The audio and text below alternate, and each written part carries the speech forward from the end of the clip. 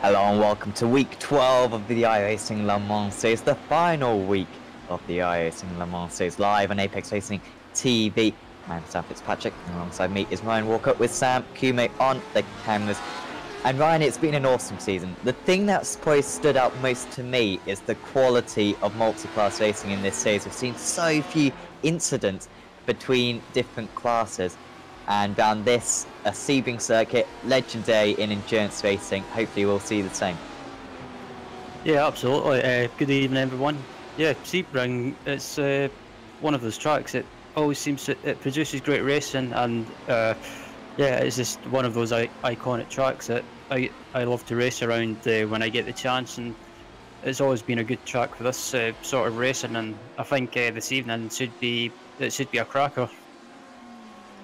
Yeah, absolutely. It is the final week of the season.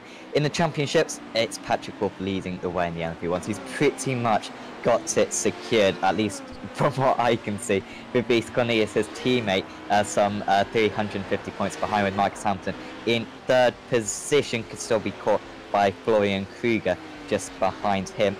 And then in the HPD class, the P2s.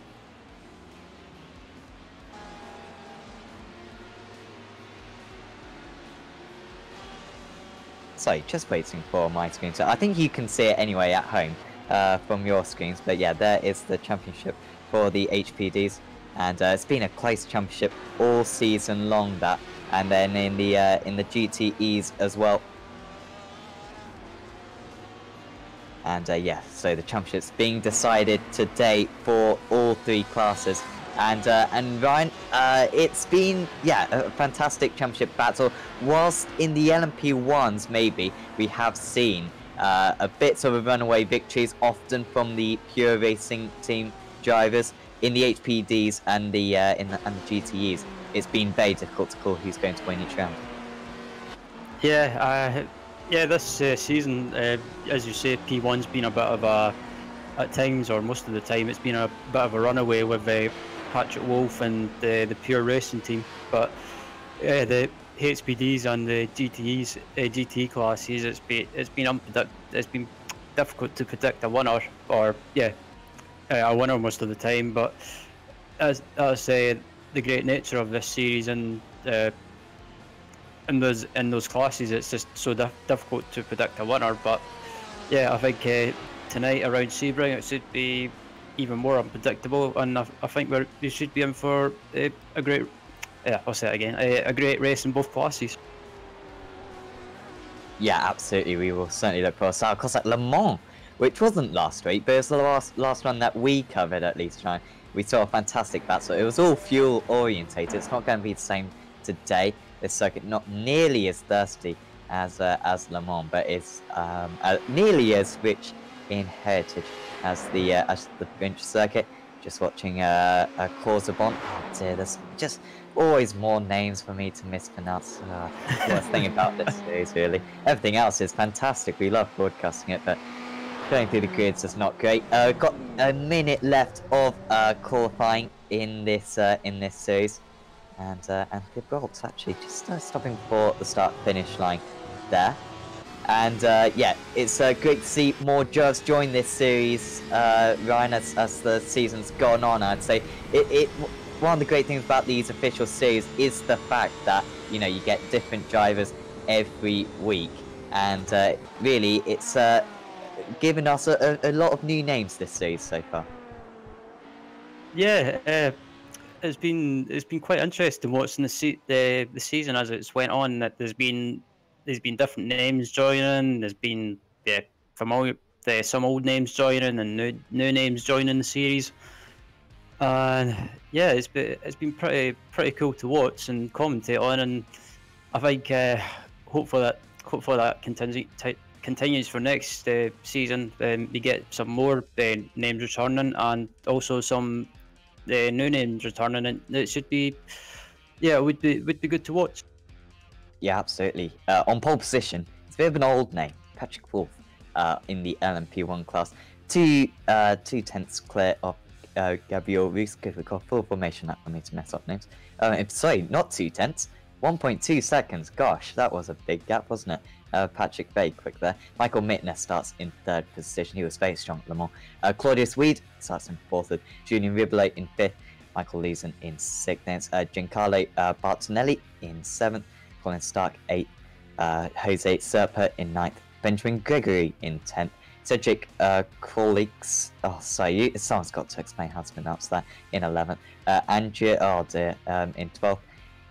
Antoine Cousin in 13th. Arne Stops in 14th. And Jimmy Broadbent in 15th. So quite a few people probably watching this race then. Neil Andrews starts pole position in the LMP2s. Carl Janssen starts alongside him. Then it's Johan Hart in 3rd. Fraser Williamson 4th. That's really good. Those 4 drivers have pretty much taken part in every single round of the season. Ronnie Nunez starts just behind them with Carlo Labarti in 6th. Then it's Tyler Hervias, Timo Hayden, Matthew Hogg, Loic Guiardo, Julian Boutz, and Mark Gamak. And then in the GTEs, Giannis Shodakis, Yannick Lapchin starting alongside him with Thibaut Korzabon in 3rd. Then it's Patrick Victor 4th. Then it's Florian Dinard, Sergei Inacho, Sven Kmartz, Christopher Dembiez, Bruno Fontalba, Bradley Hadley, Julian Ulfreit, João Guez, Barry Marson, Nestoras Kiasogli, and Max Bunovic starting at the rear of the field. Sorry if I've offended anyone there. Anyone who wants to correct us on our pronunciation of names, feel free to do so on the chat as the cars now pull away on this formation lap. Gives us a little bit more time to discuss what we think is going to happen in this race. Ryan, of course, last time at Le Mans, we saw an awesome battle, like I said, for the lead of the LMP1s, but Patrick Wolff, 1.2 seconds clear of the rest of the field. Round a circuit which, you know, it's decent in length, but it's not super long. That's an unbelievable distance. Yeah, absolutely. Sebring's it might seem like a long track, but in a way it's not. It's not a long track. It's kind of long but short at the same time. It's just especially in these P1 cars, a lap around Sebring will probably just go by. It'll probably just go by really quickly. In a GTE car, I guess it'll probably feel like an eternity in a GTE car. But yeah, Sebring. It's just as I said before, it's one of those iconic tracks. It produces great racing, and yeah, I think we should be in for a great battle in all 3 classes. And yeah, it'll be interesting to see how lap 1 goes. Yeah, absolutely. And in the P2s, we've got Neil Andrews on the pole position with Carl Janssen 2nd, and Johan Hart, Fraser Williamson, and even Ronnie Nunez as well, and actually Carlo Labarti in the mix as well. Throughout this season, Ryan, we haven't necessarily seen great battles for the lead in the LMP2s, and I keep on banging on every couple of weeks about how I'd love to see a proper battle, but those top 5 separated by about half a second. Hopefully today is the day where we do see a proper battle for those positions. Yeah, absolutely. I would love to see another race in the P1 class, like we had it at Le Mans when we covered that race. That was just Le Mans was just probably one of the best races of the season for me, especially in the closing stages when people were.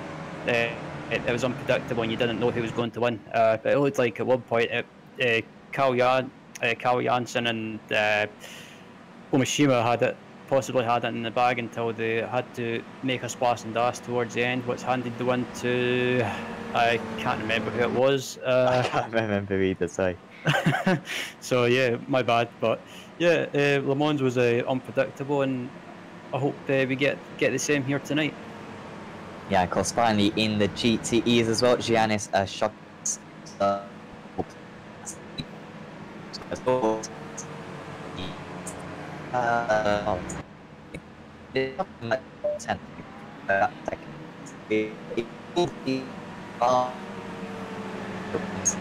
That's big, but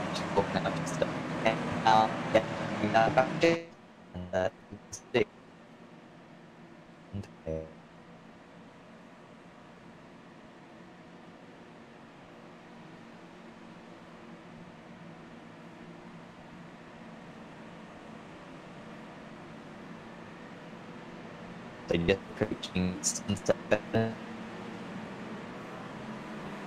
Yep, but I'll be interested to see what the start's like.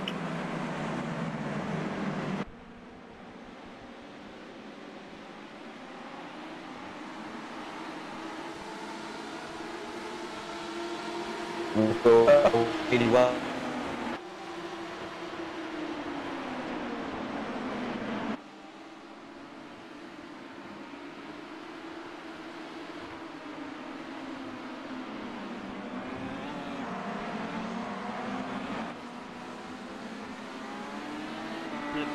Gabriel Rose is making a move on Michael Mittner, and yeah, he gets it done. So Roos hangs on to that second position. What's happening in the LMP2s meanwhile? I think it's still Neil Andrews leading the way in that class, but he's only just ahead of Carl Janssen. Can Janssen maybe mount an attack going into the next corner? Janssen's not quite close enough. And for now, Harth and Williamson just following in behind. In the GTEs, it's still Giannis Shokadis leading the way from what I can see. Thibault Korzabon running in second position, moving ahead actually there, and just a couple of issues I think for a couple of the drivers in that GTE class. That HPD fuel just slaloming through this first few corners, and once again Ryan, we've seen a very clean start there.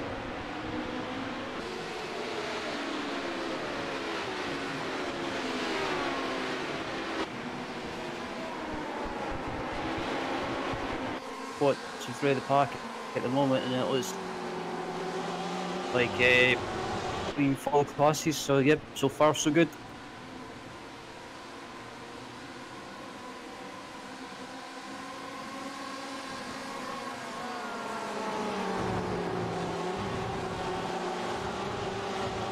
Apologies for these Discord issues. I don't know if you can even understand me right now, but hopefully you can. And yeah, awesome. Okay, sorry for that. I must have sounded like yeah, I don't know. But we are back underway now.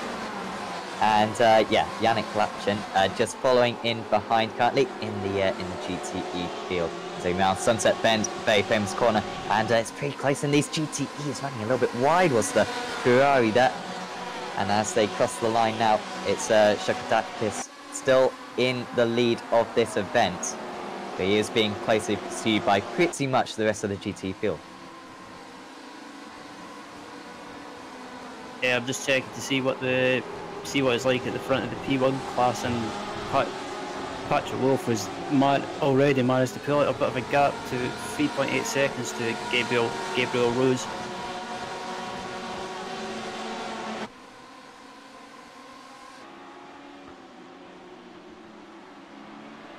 Yeah, already pulling away. It's kind of half what we expected, to be fair. It's like a Patrick Wolf race up there, and then everyone else, unfortunately.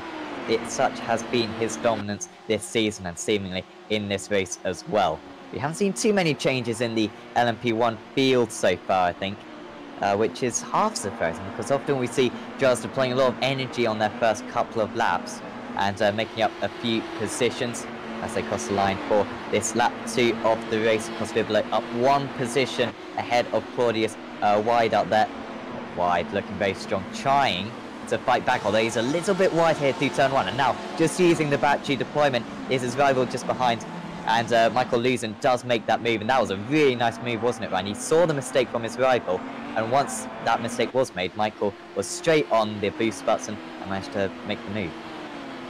Yeah, I'm just watching the replay back now, and it looked like he got a good run on the exit of the corner and used a little bit of boost, and yeah, he managed to get up the inside and pull the move off and make it stick. So yeah, nice move by Claudius to gain a position. Yeah, and just looking at that move there from Lucent, and through he goes into turn 2. So. And into 5th position now. Wait, it was Michael. I kept thinking it was Claudio for some reason. My bad. Oh, Carlo Labazzi looking for a move here. And yeah, sorry, that was Carlo Barzi actually losing a position there to Tyler Hervase. And yeah, that was a move for, sorry, 6th position in that class. So Carlo Barzi, back to where he started. Hervase up 2 positions from where he started. So he must be very pleased with that one. Although still trying to come back is Labartine. He'll try to go around the outside here. This would be an awesome move from Carlo Labartine if he can make it. And he's on the inside again. Side by side through this section of the course, and Labartine just has to back down in the end. But that was a really good retaliation there from Labartine there, Ryan. But it looks like he's under even more pressure now. Yeah, absolutely. It's just he just seems to be. I don't know what's wrong. If he's a bit ragged, or just needs to. If he's a bit nervous, or just needs to settle down. But yeah. I'm quite surprised to see some people trying to make some moves early. I thought they would have tried to settle down and just get into a rhythm, but apparently that doesn't seem to be the case. Yeah, it's anything but that right now. Labartine back around the outside, going through turn 1, and he's going to lose a position, and he might lose 2 positions. This has been a horrible half a lap for Carlo Labartine, and he's got to make sure that he doesn't make more contact, and he's wide again, and he's susceptible to another overtake here. Carlo Labartine having an awful run of corners, and he's dropped down some 4 positions in just half a lap, but still he will try to retaliate. He's not going to give up. You can only get Matthew Hogg here, but he will take that for now, I think. Carlo Labartine back down the outside. That's super late on the brakes, and he's lost out. Still a little bit of wheel spin there from Hogg, and Labartine's still going to have a chance. He's been fighting through every corner here for 3/4 of a lap. In fact, a full lap. This is where he dropped a position on the last lap, and he's nearly dropped a lot more, because that was very nearly a spin for Carlo Labartine. But he has dropped down the field in this LMP2 class, and yeah, despite his best efforts there, Carlo, he's lost 4 positions in just 1 lap. Yeah, he just he just looks a bit ragged after losing a couple of positions. Maybe this seems to be I think it's just frustrated. Oh, he runs wide again. Yeah, it just seems maybe he's a bit ragged or frustrated now at losing a couple of positions. And yeah, I think he should have just settled down again and just got back into a rhythm, and instead of trying to pass it every opportunity. I think running wide, he just got in the marbles possibly, and just lost grip. Yeah, that could certainly be an explanation, because he went wide a lot around that lap, and it's cost him very badly. This GTE field, wow, this is pretty incredible. It's just so close. It's difficult to know who's got the best pace. I think Corzabon, if you asked him, he'd say I've got the best pace, because he's looking very fast. But he's under pressure now, all of a sudden, from Lapchin just behind, and Lapchin's going for the move, and there's contact between the 2 of them. And how on earth did that not end up in an airplane crash? Lapchin, though, he won't care. He's into 2nd position. He's made up a place, and now we've got 2 Porsches leading this field. Yeah, well, it's true that Sebring Raceway used to be an old runway during the war, so yeah, maybe they're trying to reminisce a takeoff. Oh, he might be trying to reminisce another one there, because he's gone for the inside in turn 1, a deep lunge, but his valve's just gone a little bit wide, but he couldn't quite get the run out, and now losing potentially another position. It's the Ferrari just behind, but holding on there is Corzabon Victor, looking very fast. This is fantastic racing, Ryan.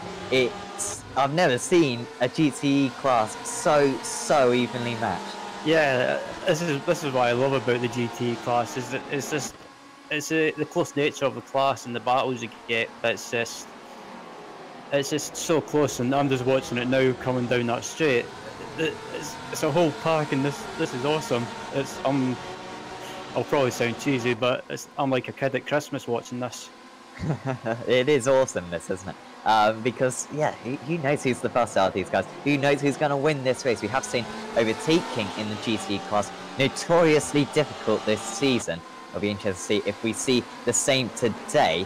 Corzabon trying to stop that with, yeah, Dina just running in 6th position, 7th position, I believe that is. And, yeah, still looking very strong. You might have a chance, actually, on the Inache. Here comes the LMP1s then, so that's just another element for these cars to deal with. and in the LMP1, so there's still Patrick Wolf leading the way. But let's just follow this. Shodakis under a bit of pressure, and this is where Lapchin moved up from 3rd to 2nd on the last lap, and he's going to try to move up from 2nd to 1st this time. Going into Sunset Bend, you got to be pretty much fully alongside. Do you need to be fully alongside? Well, Lapchin's having a look. Agreeing with me, because he was having a look there, like Ryan said. And yeah, he's looking very feisty right now, isn't he, Yannick? Yeah, I don't know what I would love to have whatever Yannick's had. Maybe he's had some. I was going to say some red wine to get him fired up, but I don't know if that's offensive. What's I apologise for to any if it is. Oh dear. I'm going to hell for saying that now.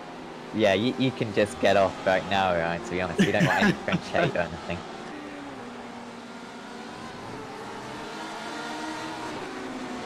Yeah, P1 cars are starting to lap these guys as well, so yeah, these GTE guys will have to be careful and just take a look in their mirrors from time to time.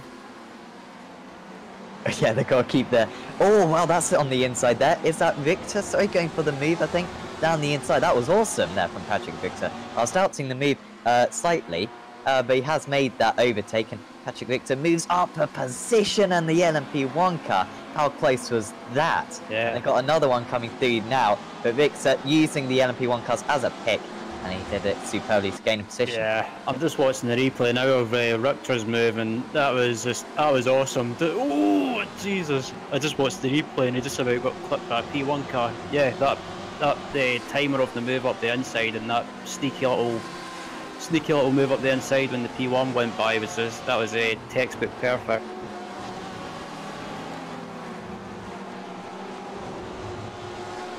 Kmart's trying to make a move here.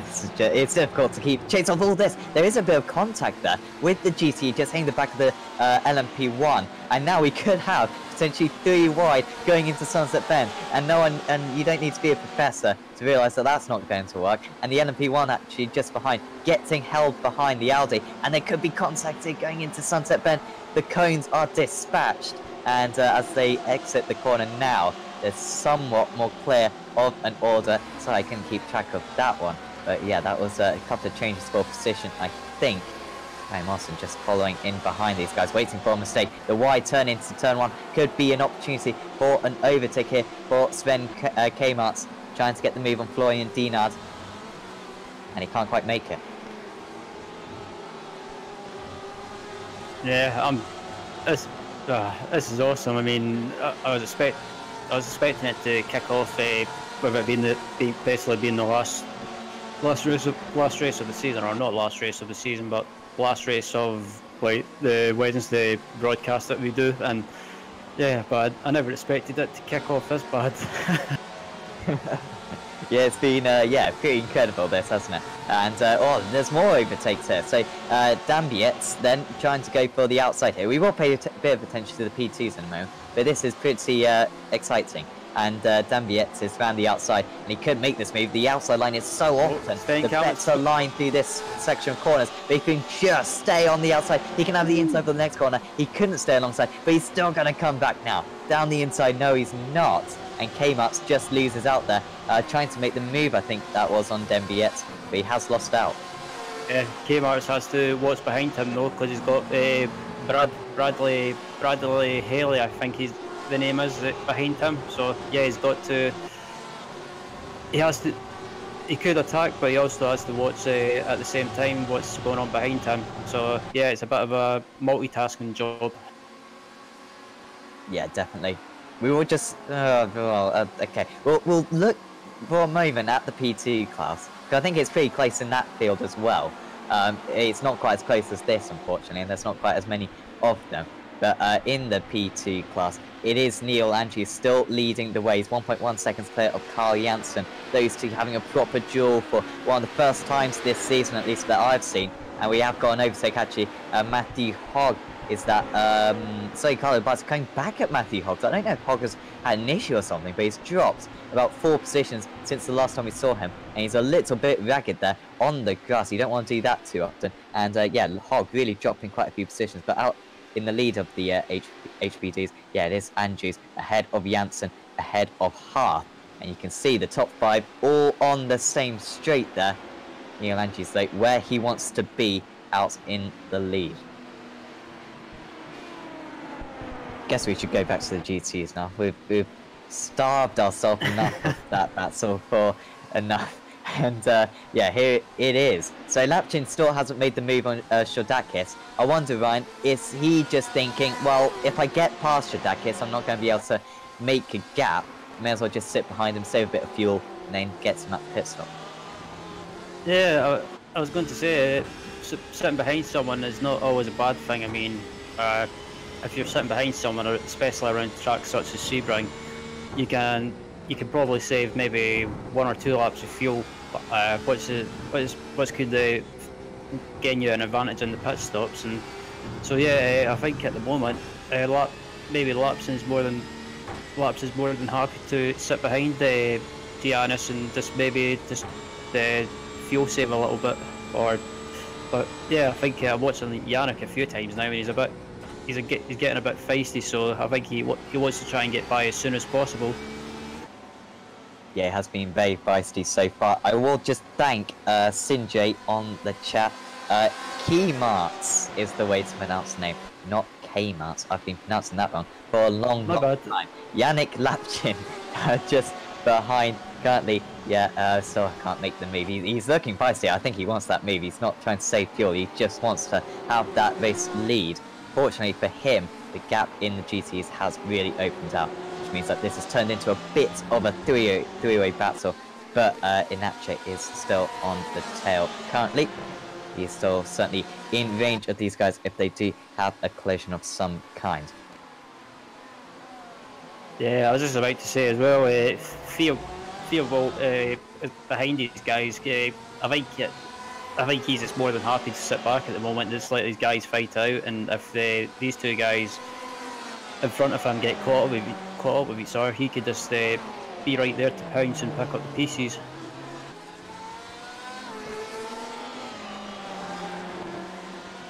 Yeah, I think that's certainly his method right now, because he's not losing any time to these guys, and there's not really much trouble of him losing much time, because they're fighting so hard currently that they cannot pull away. In the LMP1s, I guess we should quickly go back to as well, because we haven't checked in on them recently. It is still Patrick Bull. What do you expect? Of course it's Patrick Bull out in the lead, and he's about 9 seconds clear, I believe, of Michael Mittner. Currently 8 seconds clear, sorry. And Gabriel Rees is dropping some time, 4 seconds after qualifying so well on the front row.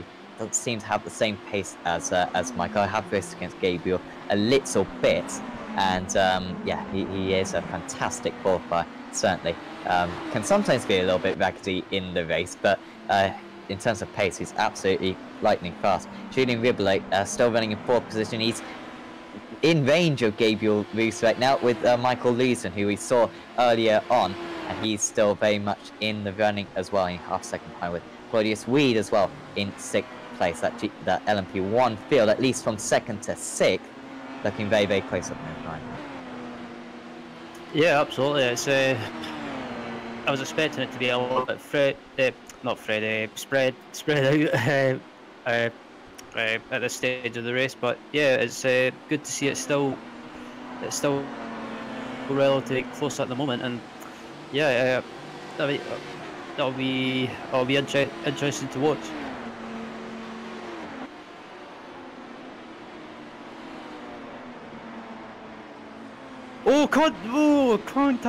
Contact between a HPD and Ferrari.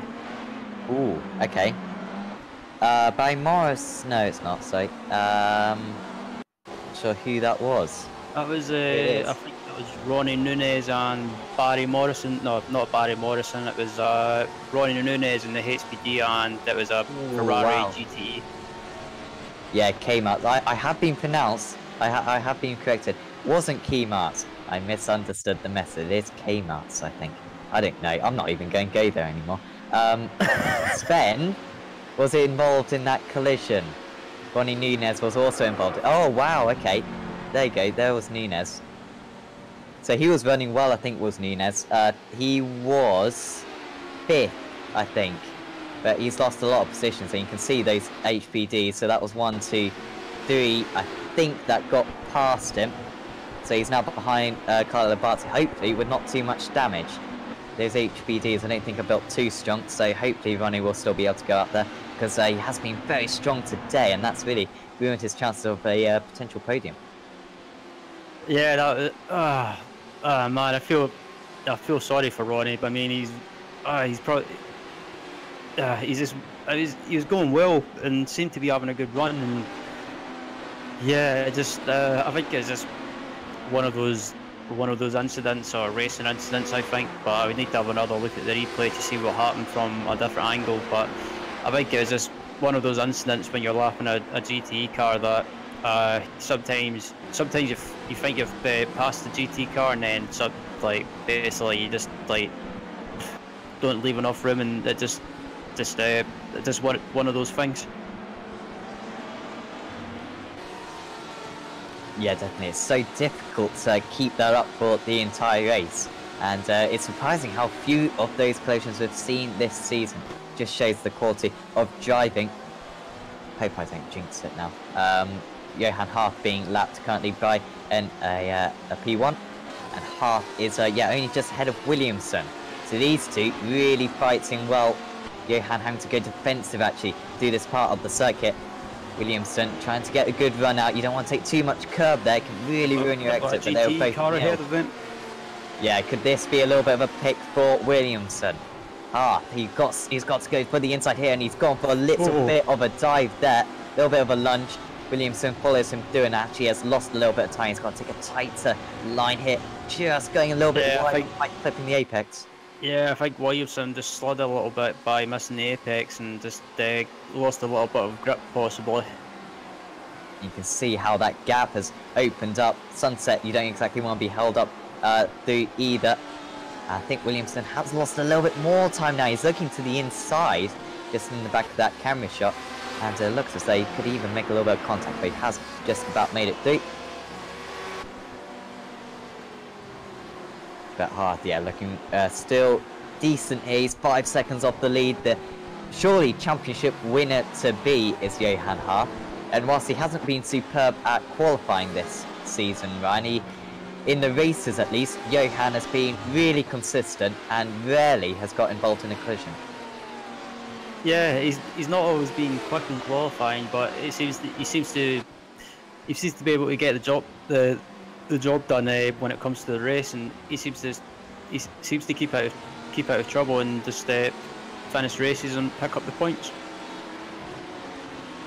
Yeah, and those points have really been valuable because we've seen a good quality of P2 drivers, and he has seemingly going to come out on top.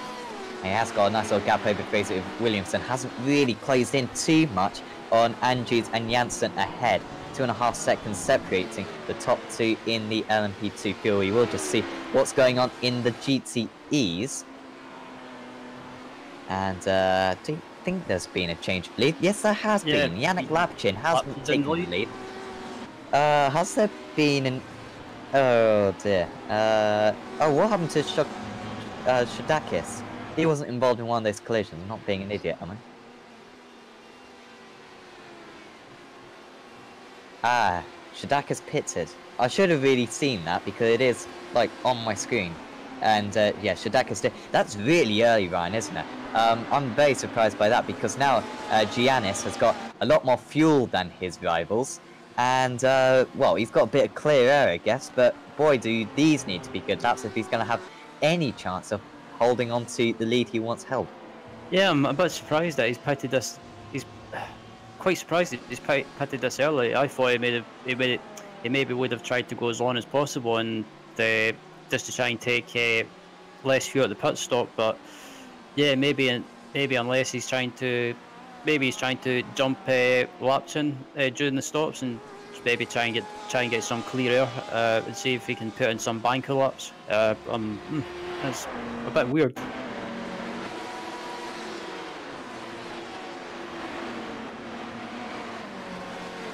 So this was Benjamin Gregory seemingly getting caught up in an incident. Oh wow, no, that was the LMP1 there of Bartolini, sorry. just coming across there. I don't know if you could get another replay of Giancarlo's onboard there. But he seemed to take a very kind of early apex or something. He seemed to be going into the wall anyway. And Gregory was on the inside there. And that was, yeah, the end of both of their races. Oh, sorry, so there was contact, sorry. So, oh wow, he hit the wall there and couldn't, oh, that steering damage there. Wow, okay, so that was very dramatic there for Giancarlo. And unfortunately for Benjamin Gregory there, completely innocent, and his race is over. Yeah, that was unfortunate. I'm just looking at the replay now, and that was just an unfortunate incident. And but especially if you do something, it'll bite. Those walls are always kind of very close around this circuit. I do like how, you know, you got the camper vans and whatnot kind of crowding over the circuit and down that pit straight. It's such a weird kind of pit wall there that, yeah, make a bit of contact with that and you can be all over the place. So, yeah, that's a couple of LMP1s out. We are down to 11. I think we started off with 15. So, yeah, not brilliant attrition from that field today compared to what we've seen for the rest of the season. Claudius Weed still very close to Michael Luzon. These two have been racing against each other, I think, for pretty much the entire race. And Luzon is not too far behind Ribbler. He's actually made progress on Roos. So soon, Ryan, I think we're going to see a battle in the P1, sorry, between 3rd, 4th, 5th, and 6th.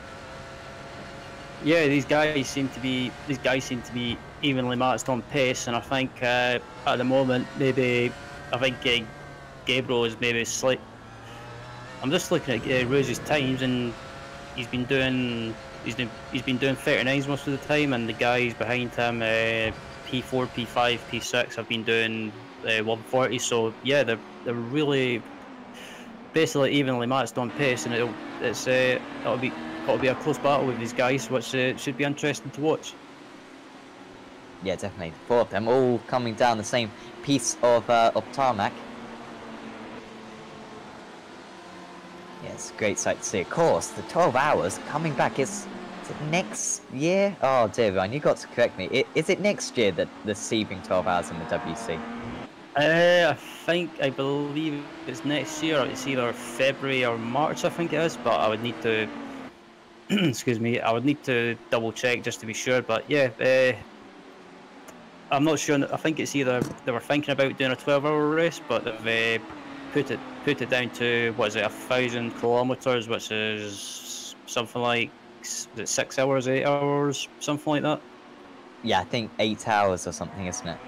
So yeah, that'd be awesome though. It's IMSA on the Saturday, I think, and then the WEC the day after. What a weekend of racing that's going to be. Absolutely fantastic, well, organisation, I'd say. Really is going to turn into a good season, the WEC Super Season. But anyway, back to sim racing, I guess. And yeah, Ribley still ahead of Lucen. Of course, when we get, well, of course we need a P2. I'm not going to bang on about it or anything.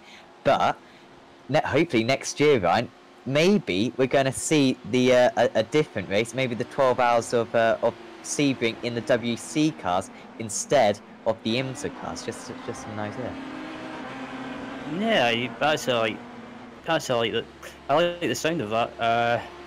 That would be pretty awesome. I mean, there was talk of the real life Sebring 12 hours of possibly trying to put the DPI cars from Unza into the WEC race at Sebring just as a one-off, but I don't think anything's happened or anything will happen with that, but that would be cool. Yeah, if anyone else has got any opinions on the WEC going to Sebring, certainly do let us know on the chat. And yeah, anyway, Ribley still ahead of Lucen, and yes, still close between these guys. So back to let's go to the LMP2s for a bit. And it's still Janssen actually pulling away now, 3.5 seconds ahead of Andrews. Has it always been like that? It's always been Jensen ahead of Andrews. Shows how. I think Andrews Andrews was ahead for a while. Yeah, and he then, starts on pole, didn't he? Yeah, and then Janssen must have got past Andrews at when we didn't see it. So yeah, it's gutted we missed that because there was nearly contact between a P1 car and Janssen. Yeah, that was really close, wasn't it? Yeah, so Janssen, yeah, moving up into P1, so that's awesome for him. Also, Michael Mittner was in the pits. Who was that? Michael Mittner. Ah, Mittner. Okay, and so too Wolf. So these LMP1s, they do tend to have to pick quite early, and this is half race distance.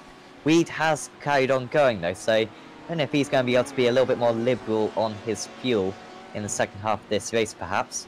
He has gone one lap further than pretty much every other LMP1, so hopefully that'll give him a bit of an advantage. Wolf is back out onto the track, and that was a 39-second stationary pit stop there. So yeah, Patrick Wolf back out on the circuit. Yeah, just by the looks of it, there was fuel only. So yeah, this should be, if Patrick's pitted at this stage of the race, he should get away with it, and he should be able to make it to the finish from here.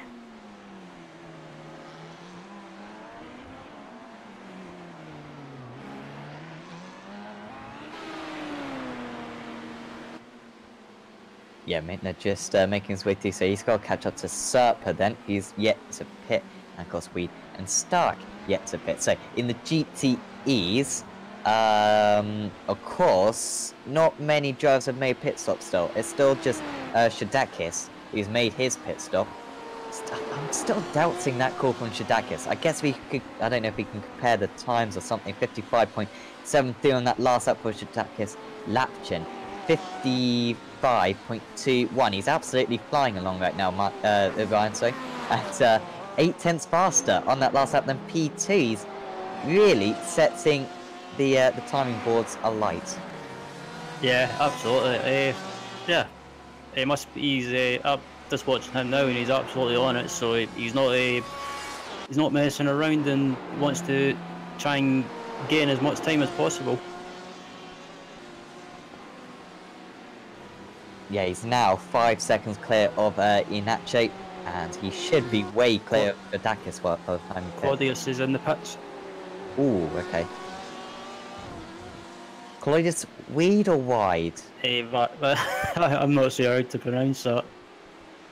Again, in the chat, please, we need all the help we can get. A Scottish guy and a Norfolk guy. It's not a good mix. We have no idea how to pronounce these names.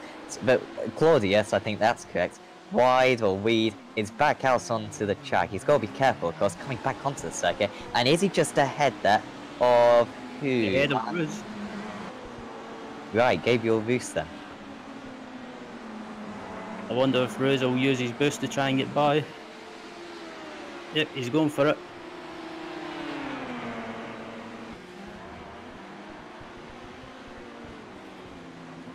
Good defense there from Wide.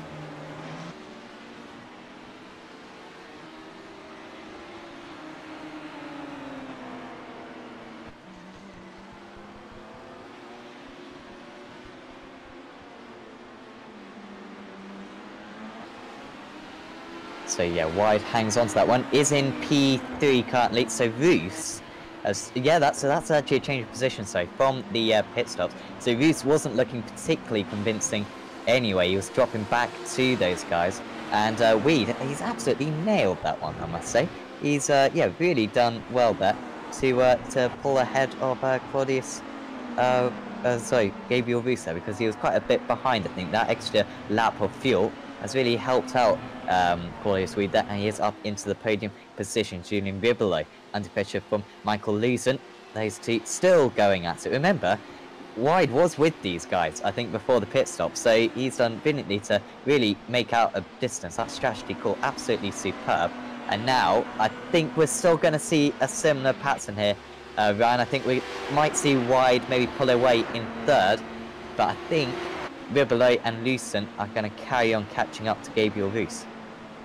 Absolutely. Yeah, second place in P2. Neil Andrews is in the pits. Apparently it is weed, not wide.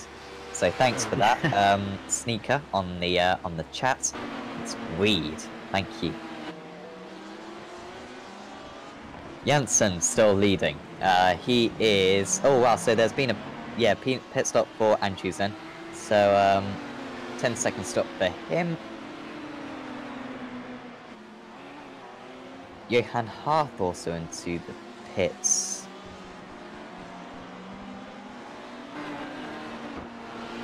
Not sure who's ahead, Harth or Andrews. Andrews is ahead, sorry. So my time board just a little bit behind.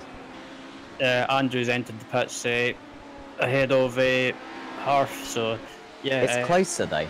It was at about 5 seconds before. It's down to 2.5. Yeah, absolutely. Yeah, Harth must have just launched it into the pit entry just to try and gain as much time as possible. So yeah, he's a lot closer anyway. So he must have gained some time in the pit entry and the pit exit. Yeah, 2.5 seconds faster.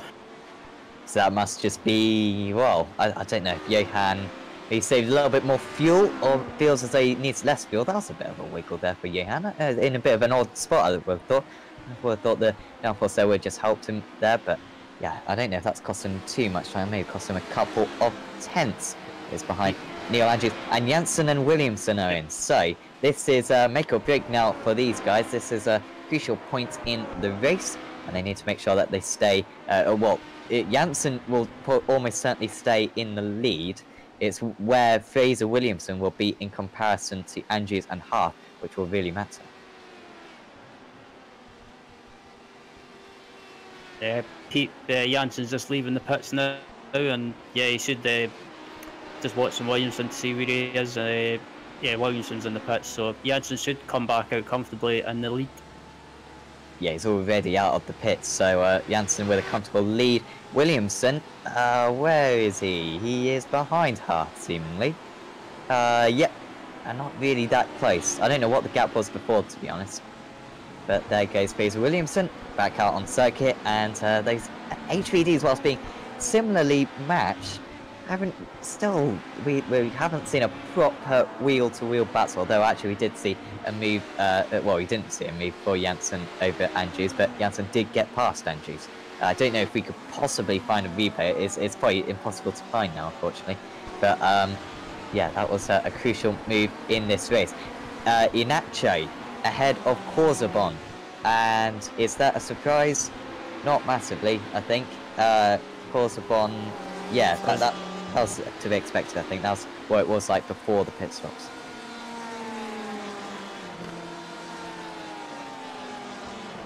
Sorry, they haven't made a pit stop. Sorry, I'm being an idiot. It's still, it's been a long day, and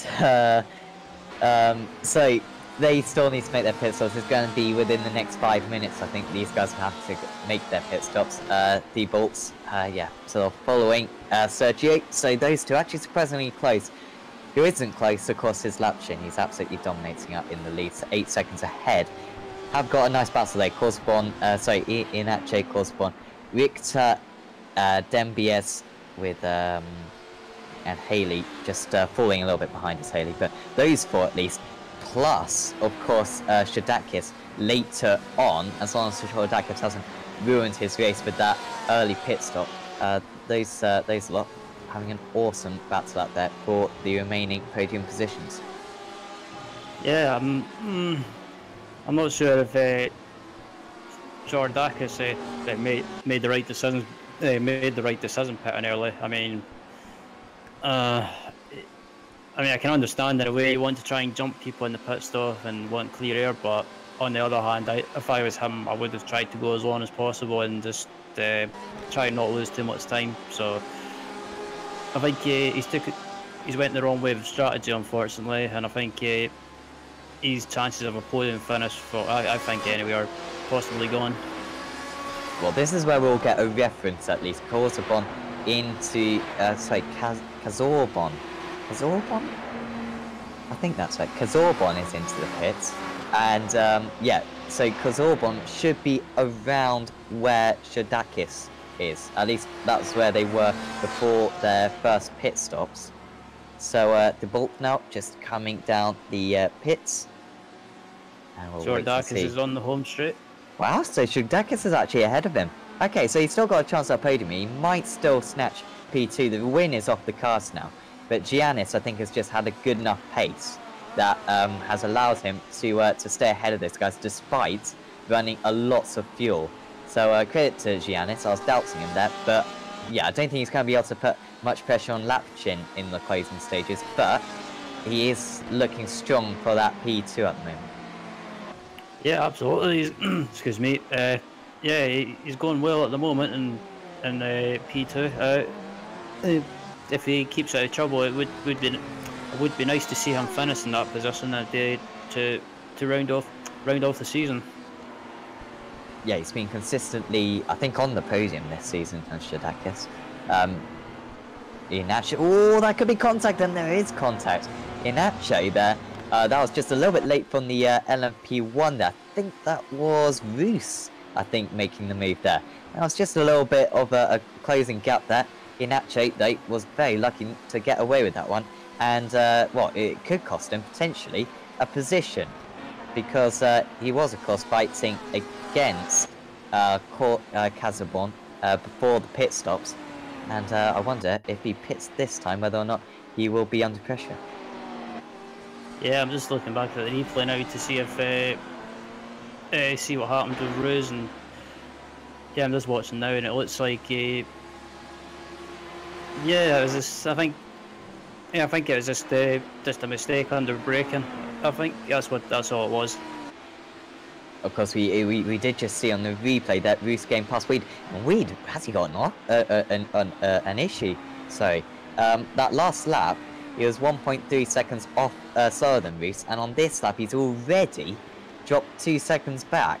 So I'm a bit fearful for Claudius Weed, not Wide, currently, because he's dropping back a little bit. Viblo is only 2.5 seconds off him, with Lucent another half a second behind. So I'll keep up his pace as Claudius. I don't know if he's got a bit of damage there, or maybe saving a bit of fuel, but he has not got the pace that he did have beforehand.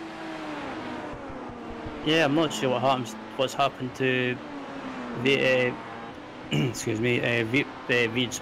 I'll get that right. I can't pronounce his name right. But yeah, I don't know what's Weed, I think. That's what I've been told. So yeah, that's what I'm going with.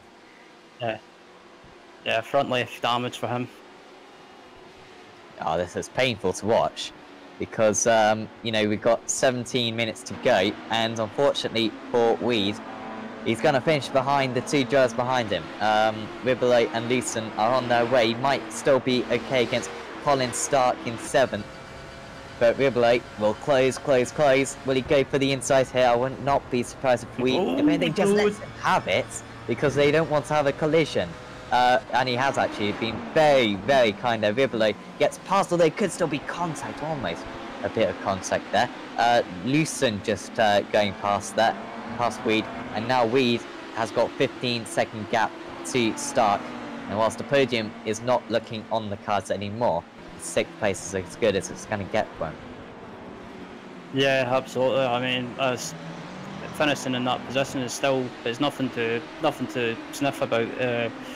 It's still a good position to finish in, and it's still points as well. But yeah, it's just I'm just looking at the Veered incident now, and yeah, that was just unfortunate, because Claudius was having a good run.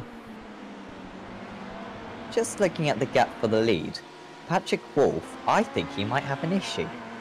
And I don't want to sound happy or anything, but I do want to see a fight for the lead. Because Wolf, well, he did just do a 42.02, he does a 41.99, he's got a big issue here as Patrick Wolf, because he was running comfortably in the 38s early on. And the gap is less than 7 seconds with 16 minutes to go. Michael Mittner is looking fantastic for this P1 victory now.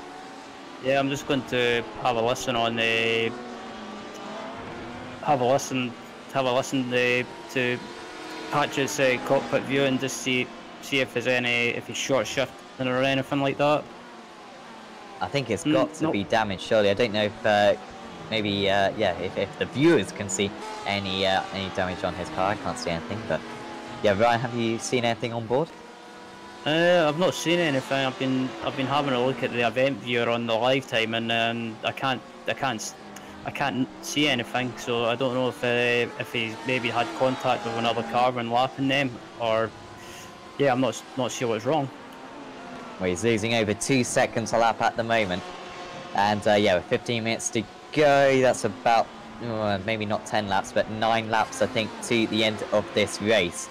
Patrick Wolf is not going to hang on to this race lead as long as Michael Mittner does not make a mistake. We've seen a couple of mistakes in the recent minutes in this LMP1 class, but Michael Mittner, if he can hold together, is well on course for this race victory.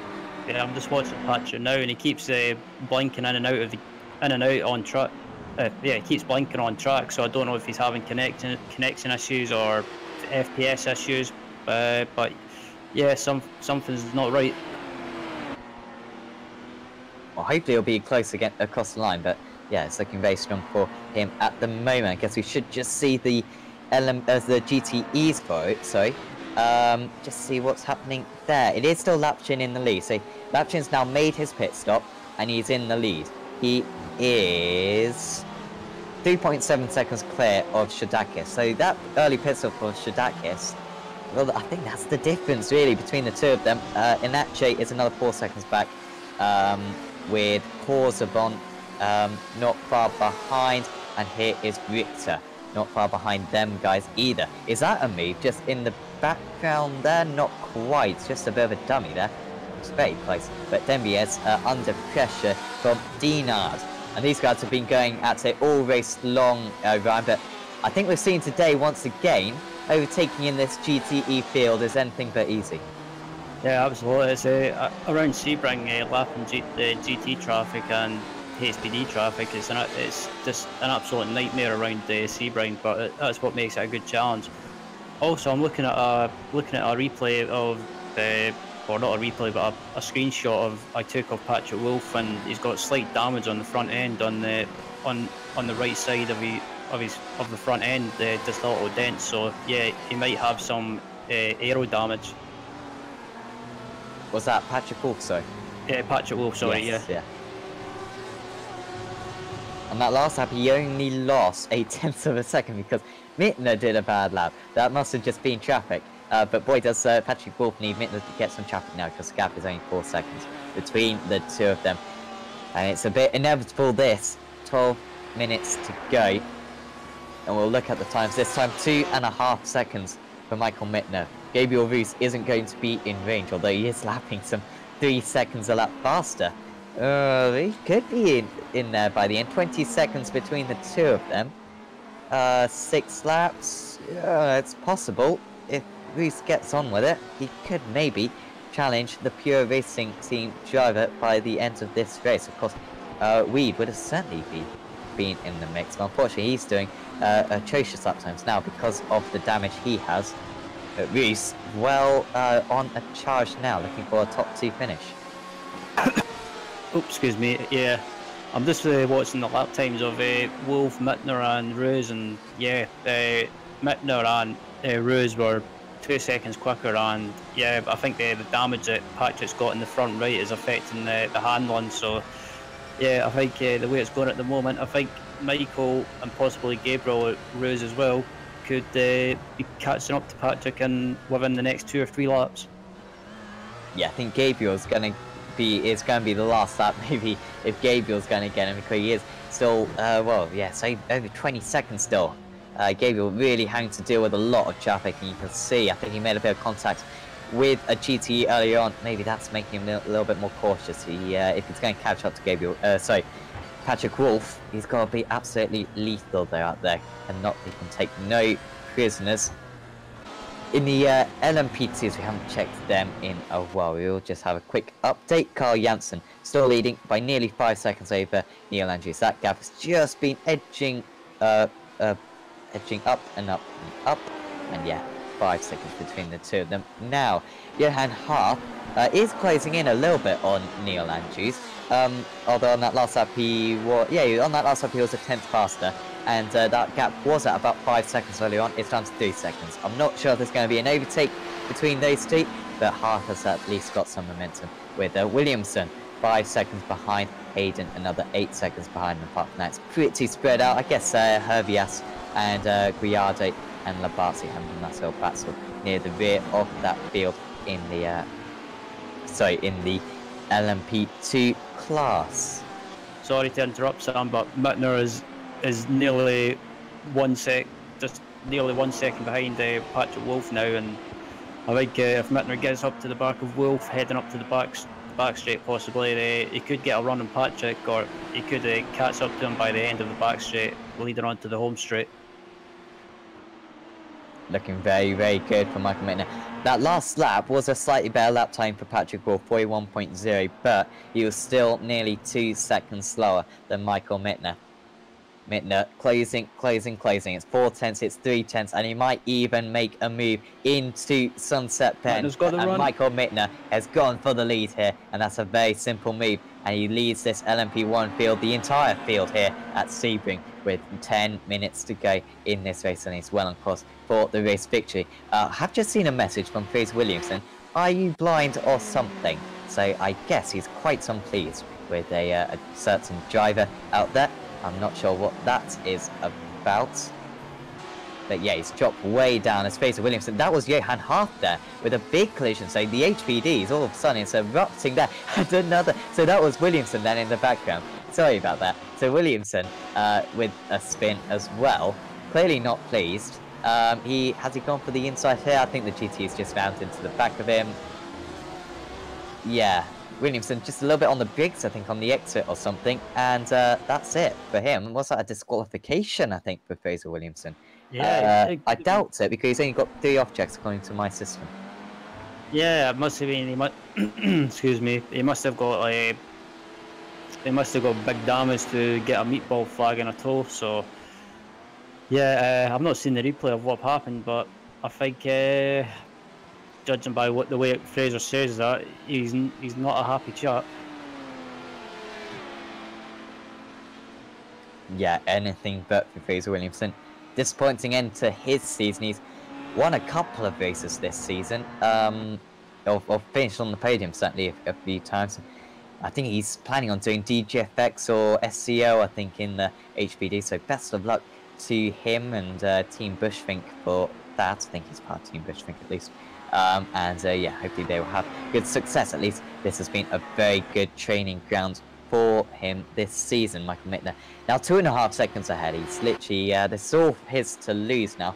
It seems as though Patrick Wolf is going to be okay from Gabriel Roos though. The gap is really only going down by about half a second. The gap is still over 20 seconds actually. And in fact, it's just come under 20 seconds, half a second faster. On the last lap was Gabriel Roos. I don't think he's going to have enough time to get this one done. With, rear below falling back really. Lewson is still in 5th, I think. No, he's dropped behind Stark. I don't know if we could maybe see what's happened there to Michael Lewson, because from pressuring Julian Ribley for this entire race, he now falls behind Colin Stark, and some 5 seconds behind him now. Yeah, I'm not sure what happened there. Yeah, it looks like most of the P1 positions are basically settled down now. I'm still watching Patrick though, and he keeps blinking in and out sometimes. So I don't know what's wrong. If he's maybe, I don't know what's wrong with him. If it's his connection or something to do with maybe having like a screen freezes or anything like that. But yeah, it's a bit. If I was Patrick, I would be worried. Yeah, absolutely. Should be okay in that 3rd position, though, to the end of the race. And if we did just see, well, following Stark there, I don't know if we actually saw an incident in the end involving Stark, which has caused that damage for him, or whatever issue it has been. Lewson there. Sorry, I'm getting confused. Lewson really dropping back, and yeah, 5.96 on that last lap for Michael Lewson. And he's in big trouble out there, and he might even be under pressure from the couple of cars behind him at the end of this event.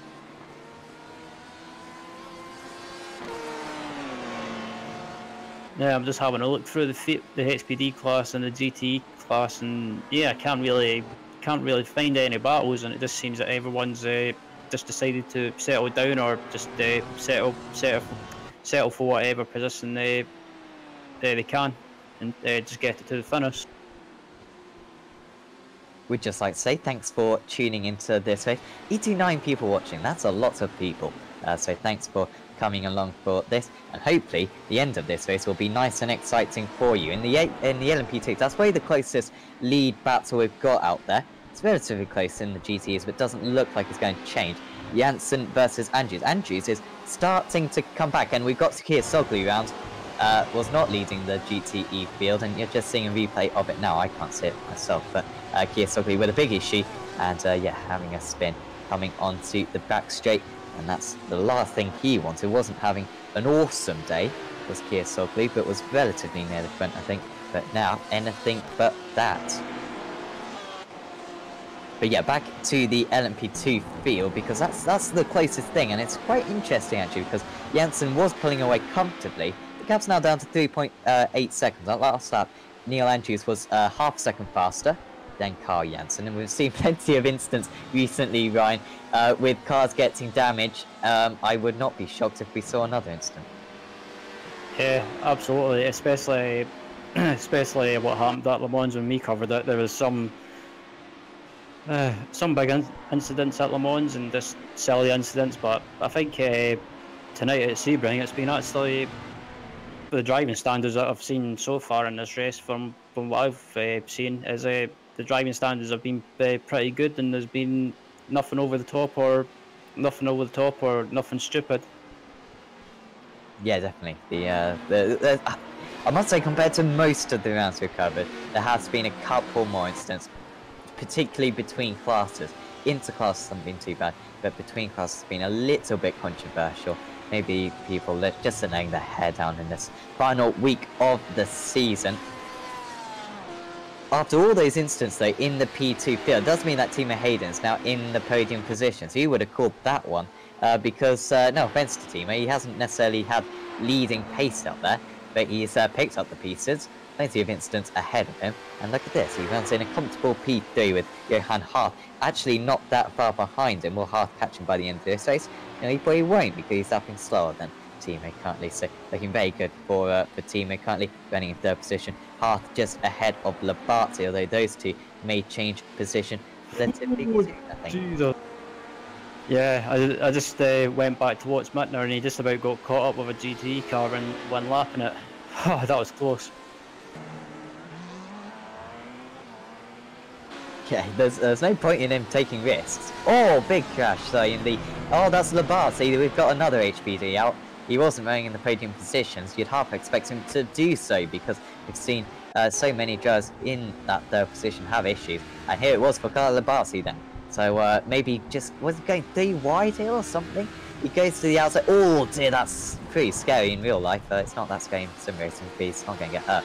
But he has clipped that wall there. The GTE, I don't know if you saw that, Brian, but GTE just coming across and I'm just the wall. Just watching the replay now, and it just looks like Labate went to go around the GTE car, and the GTE car just moved across slightly and slightly pushed him into the wall. So yeah, that for me, that incident was all down to the GTE driver and just lack of awareness. Now means that Johan Hart, despite crashing, is running in fourth position. So he was running in fourth position anyway, but that fourth position looking stronger at least. Although Hervase is catching up, so to Guido, and yeah, that should be about it. Matthew Hogg was running in like third position earlier on, so fifth position. That's when there were lots of HPDs still in the race. He has dropped off as this race has gone on. But he has just got past Carlo Bazzi, because Labate's got so much damage out there. We've got 1 minute to go in this race. Where is Mittner on the lap? He's only just started a lap actually. So this is white flag, I think, for these drivers. The final lap of the race.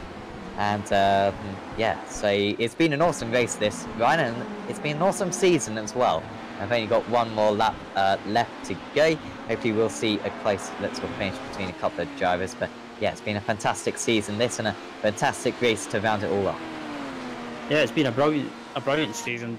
Brilliant season to commentate on Apex TV.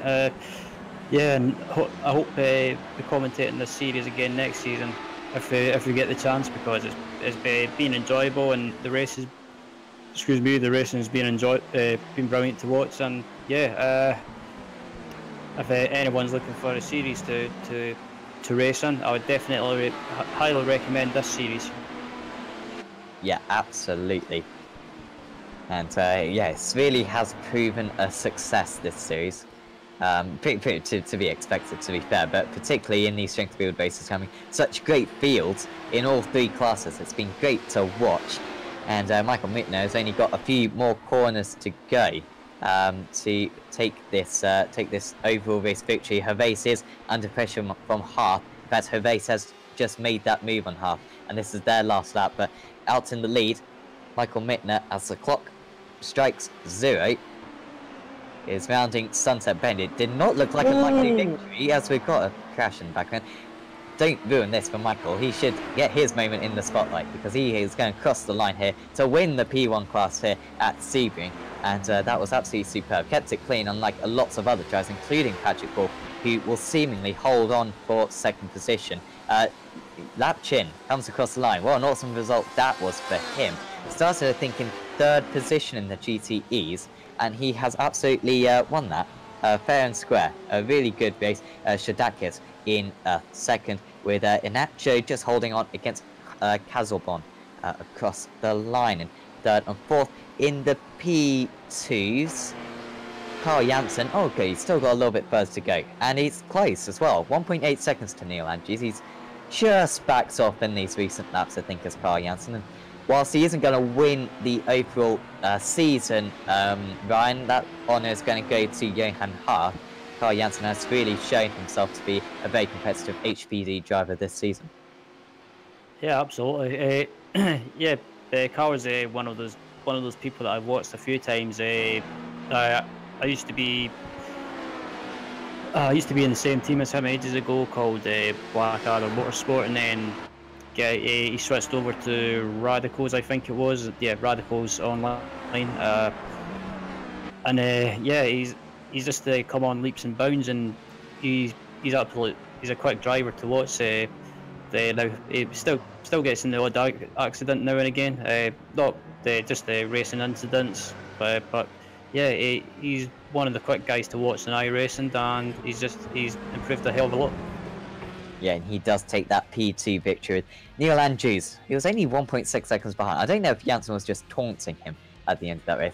Would be very cool if he was, but probably just backing up wisely so not to get involved in a collision. But that's one of the closest P2 battles we've seen all season long, and we can now go through the results, and I apologise beforehand for this name pronunciation. Michael Mittner wins the P1 class, the overall race today, by nearly 16 seconds ahead of Patrick Wolf. He was dominating, we should just point out, before a collision, and in those final few laps he was losing close to 3 seconds a lap. Gabriel Rees finishes in 3rd position. You'll be very happy with that, with Julien Riblo in 4th. Colin Stark profited from other drivers' mistakes in 5th, with Jose Serpa doing similar in 6th. Cedric Krolic, we didn't see too much of these guys, unfortunately, in 7th, but well done to those guys for keeping it clean up there, finishing in the top half of the LMP1 field. With Michael Lewson, he got involved in a collision. He finishes in 8th. Hambus Bars in 9th, with Jimmy Broadbent in 10th. Then all the LMP1 retirees. On stops, Claudius Weed, Benjamin Gregory, Giancarlo Bartanelli, those two got involved in a collision, and Jez Arvan Itantonis. There we go. Antoine Cousin rounding out the LMP1 field. In the LMP2s, it's Carl Janssen finishing the winner, sorry. Neil Andrews finishes in 2nd, very close between those two. Timo Hayden did awesome. So just pick up on other drivers' mistakes in 3rd. Tyler Gervais in 4th. That's Johan Haas, the overall championship winner, not the winner today, in 5th. Lloyd Guillard, sorry. just behind. Then it's Matthew Hogg just behind him. Then it's Julian Bout and Carlo Labate rounding out that P2 field. The retirees, Fraser Williamson, Ronnie Nunes, and Mark Gamak. The GTEs, Yannick Lapchin wins that class with Giannis Chodakis taking an early pit stop. Maybe that denied him the race victory. He still had excellent pace though to take home that second place. Sergei Napche in third with Thibault Cazorbon in fourth. There's Patrick Victor, Christopher Dambiez, Florian Dinard, Bruno Fontalba, Bradley Haley, Nestoras Kiasoglu, Sven Kmartz, Julian Afrit, Jules Guez, Max Bunovic, and Barry Marson rounding out the finishers. Well, not finishers, Barry Marson retired, but you get what I mean. We are hoping for some interviews with drivers. At the moment, no one's with us. So, Ryan, looking forward to next season. Hopefully, we will be covering next season of this series. If not, maybe we'll replace it with something else or something. But it has been an awesome season. We've already gone over it a little bit, but I'm going to give you a really on-the-spot question here, so brace yourself. Do you remember any race which has really stood out for you? Any race victories that stood out for me? There's been quite a few, but for me, my favourite... I think there's been too many, but I would say Le Mans for me was just it was one of those races that was unpredictable, and the closing stages was just brilliant to watch. That won by who I can't remember, which I should because I'm a commentator, but yeah, my bad. Just that race at Le Mans was just that was probably my favourite race for me this season, and it's just, as I say, unpredictable, and the racing was good, and the closing stages of that race you didn't know who was going to win, and there was just some shock surprises. But yeah, I've enjoyed commentating on this series this season, and I hope, just like yourself, I hope we commentate on it next year, because it is a brilliant series to commentate on and watch. And yeah, if we don't commentate on it, then that'll be sad. But yeah, it's been a joy to commentate on it overall with yourself and Sam on the cameras as well, and yeah, it's been good fun. Yeah, absolutely, it's been great fun, Ryan, and Sam, to commentate the season. Thanks for tuning in for this race. We had like 100 viewers at one point, so that was awesome. So yeah, hope certainly give the channel a like and also a subscribe. Also go onto our Facebook page as well. Yeah, I think that's pretty much us out because no one has joined us for an interview. But tomorrow we have the BSRTC Pro Series, and on Saturday we've got the Euro V8 and the sim races for Asia.